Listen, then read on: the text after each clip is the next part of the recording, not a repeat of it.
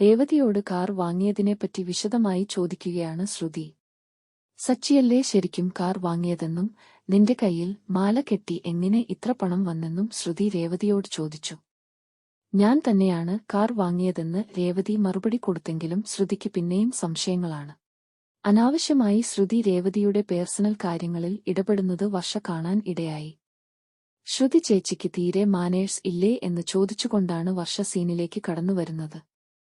വർഷയുടെ ചോദ്യം കേട്ടപ്പോൾ ശ്രുതി ഒന്ന് പകച്ചു.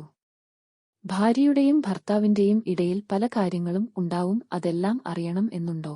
പിന്നെ കാർ രേവതി ചേച്ചി വാങ്ങിയതാണെന്ന് പറഞ്ഞില്ലേ, പിന്നെന്താ വീണ്ടും ചോദിക്കാൻ? എന്താ രേവതി ചേച്ചിക്ക് കാർ വാങ്ങിക്കൂടെ? സച്ചിയേട്ടനും രേവതി ചേച്ചിയും തമ്മിൽ പ്രശ്നങ്ങൾ ഉണ്ടാവും, അതിനർത്ഥം അവർ തമ്മിൽ സ്നേഹമില്ല എന്നല്ല. എല്ലാം ഇങ്ങനെ ചോദിക്കേണ്ട കാര്യമുണ്ടോ? വർഷ പറഞ്ഞ് നിർത്തി. ശ്രുതിക്ക് ആകെ നാണക്കേട് ആയി. അതോടെ ശ്രുതി നിർത്തി. രേവതിക്ക് അഭിനന്ദനവും പറഞ്ഞ് ഒരു ചായയും കുടിച്ച് ശ്രുതി സ്ഥലം കാലിയാക്കി.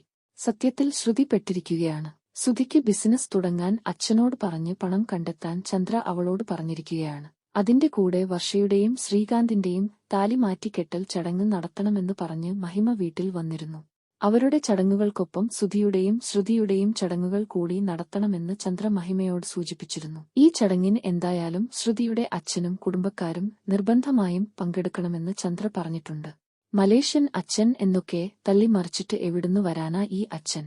വർഷയെയും ശ്രീകാന്തിനെയും സ്വന്തം വീട്ടിലേക്ക് കൊണ്ടുവരാനാണ് മഹിമ ഈ ചടങ്ങ് നടത്തുന്നതെങ്കിലും പണി കിട്ടിയത് ശ്രുതിക്കാണ്. ശ്രുതി കാര്യം മീരയോട് പറഞ്ഞു. എന്തെങ്കിലും പരിഹാരം കാണാമെന്ന് മീര ശ്രുതിയോട് പറയുന്നിടത്ത് വെച്ചാണ് ഇന്നത്തെ എപ്പിസോഡ് അവസാനിക്കുന്നത്. എന്തായാലും സംഭവബഹുലമായ കഥകളുമായി ചെമ്പനീർ പൂവ് ഇനി അടുത്ത ദിവസം കാണാം.